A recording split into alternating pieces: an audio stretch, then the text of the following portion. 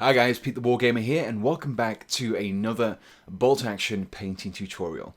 In this video I'm going to be showing you how you can paint the new winter Germans in their greatcoats from Warlord Games, and as always I'll be using the Army Painter range of paints to do so. Before we start painting, we first of all need to apply a primer so that the later layers of paint adhere to the miniature's surface. It doesn't matter too much which colour you go for, but I have opted to use a grey airbrush primer to help paint the various grey colours on this miniature. The first area that we'll be painting is the greatcoat, and for this we'll be starting off with a base coat of field grey.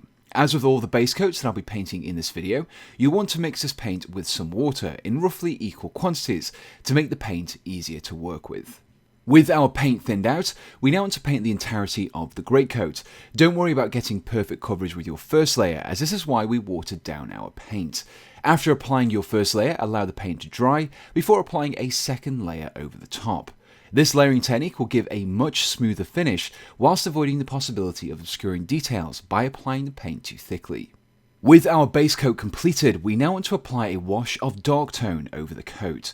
But before we do this, we need to thin it down. This is because applying it straight from the bottle will be much too strong. However, instead of using water, this time I'll be mixing in some of the Army Painter's quick shade mixing medium in equal parts wash to medium. The medium works by reducing the amount of pigment in the wash without changing its consistency.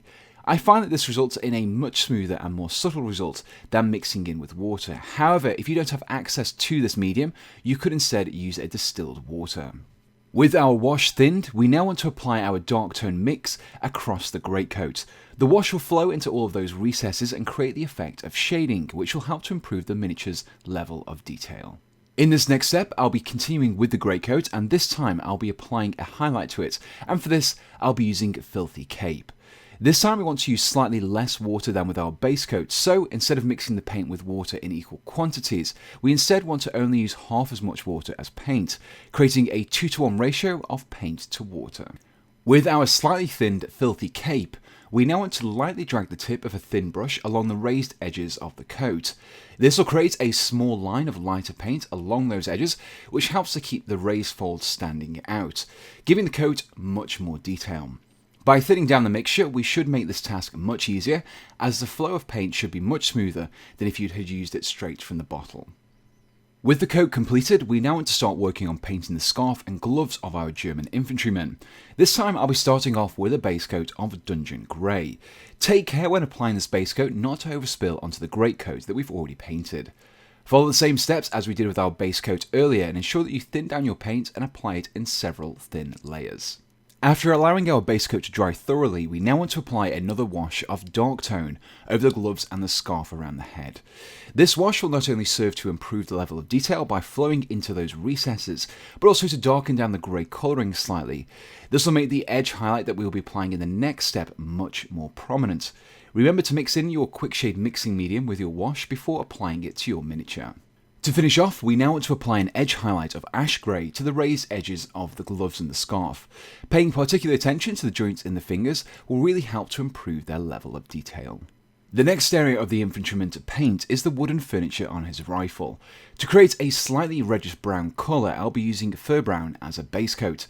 Depending on what weapons your infantryman is armed with, the wooden areas may either be limited to the butt or even non-existent, so make sure you double check before painting. At the moment, the wood is looking a little too bright, so we want to dull it down slightly and also enhance those recesses by applying a wash of strong tone mixed in with some quick shade mixing medium. The final step in painting the wooden areas is to pick out the edges of the rifle with a thin line of tanned flesh. Some of these areas are very small, so take your time, use a thin brush and remember to mix in a little water with your paint. After finishing the wood, the next step is to paint any canvas areas, such as the bread bag that we have on this miniature. We'll be starting off with a base coat of Banshee Brown. Remember to thin down your paint to ensure an even coverage. Using our dark tone again, we now want to apply a wash over the canvas areas. This will prove particularly effective in darkening down the colour of the material to something more historically accurate. To finish off painting our canvas, we'll now be using a thin brush and a small amount of drake tooth to pick out the raised edges in the folds of the cloth. Continuing with the equipment, I'll now be base coating both the felt cover on the water bottle and also the leather strap of the rifle using a base coat of oak brown. Following our base coat, we now want to apply a wash of dark tone to the areas we painted with oak brown. Now you may have noticed that I have used this wash a few times already for different areas of the miniature, and even though I've tackled each area of colour separately to make the tutorial easy to follow, you could instead paint all of your base coats together, then apply your washes before finishing off with your highlights. This will help to shave off a little time when painting your miniatures, especially if you're painting them in a batch. Once the wash has been allowed to dry, we can then finish off with an edge highlight of the lighter leather brown. In this next step, we'll be painting the black parts of the miniature, which will cover quite a few different areas. These include the helmet, webbing, boots, and also the metal parts of the weapon. For all these areas, I'll be using a base coat of Necromancer Cloak. Now you may have noticed that Necromancer Cloak is in fact a very dark grey and not black, but this will be important for the next step. In this next step, we'll be using a metallic paint, gunmetal, to highlight the edges of the metal parts of the rifle and also to base coat some of the larger metal areas such as buckles and pouch buttons. By highlighting the edges of the rifle's metal, we will come to create the effect of blackened metal that has become worn through use. By choosing a dark grey base coat over a pure black one, we are now able to apply a wash. This means that we can darken down the recesses to create better contrast and therefore enhance the detail, something we could not have done had we used a black paint.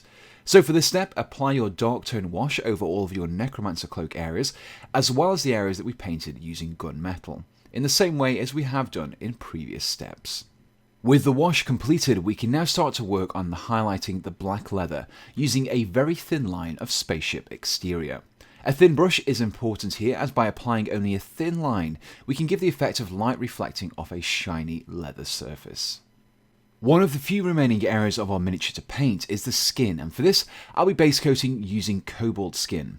You will find applying several thin layers of paint particularly important in this step in order to get a smooth starting colour. To darken the colour of the skin and to help bring out the recesses in the face, we will now be applying a wash of Flesh Wash. Mixing in some Quicksaid mixing medium is particularly useful at this stage, as a smooth transition will give a more realistic skin tone. The final step in painting the skin is a highlight using Corpse Pale. Using this paint, you will want to pick out the more prominent features of the face with a thin line. These areas include the nose, lips, chin, and also the cheekbones.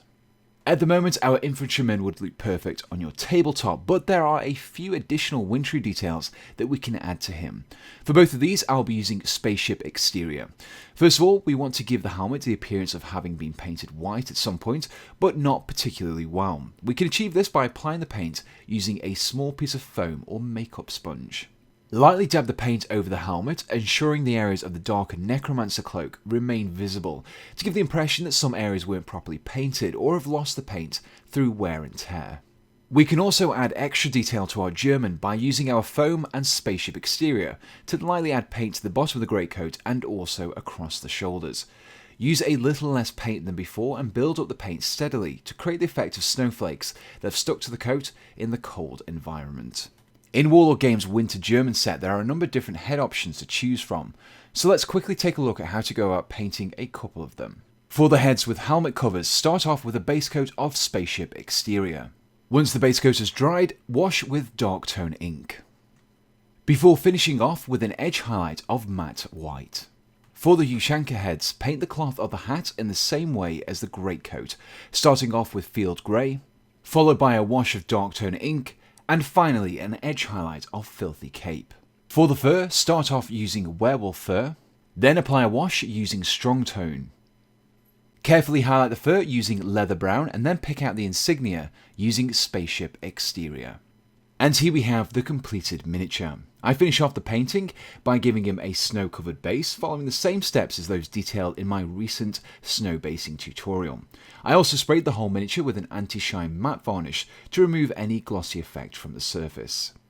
You can find a full list of all the paints used in this video in the description below, along with links to my snow basing tutorial and all the equipment used to make this video as well. And so that concludes this video on painting Winter Germans. If you enjoyed it, please do let me know in the comments below, along with your suggestions for other tutorials you would like to see me tackle in the future.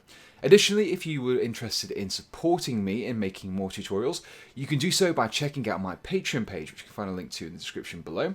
And from there, you can donate to me from as little as $1 a month, which just really helps me in producing content like this. So the only thing left to say is thanks for watching, and goodbye.